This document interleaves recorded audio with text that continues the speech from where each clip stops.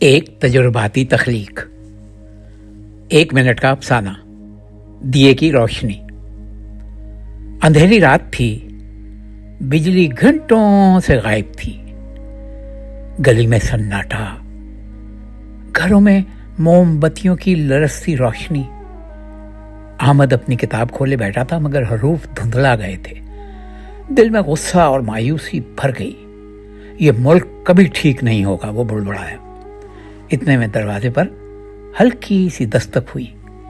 کھولا تو سامنے ننھی فاطمہ تھی، پڑوس کی بچی۔ ہاتھ میں چھوٹا سا دیا جل رہا تھا۔ بولی، امی کہہ رہی تھی آپ کے گھر اندھیرا ہے، یہ لے لیجئے۔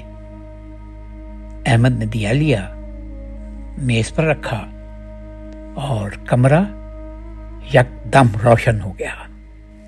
وہ خود ہی خود میں مسکرایا، کتاب دوبارہ کھولی۔ اسے پہلی بار محسوس ہوا کبھی کبھی دیے کی روشنی سورج کی روشنی سے زیادہ چمکتی ہے۔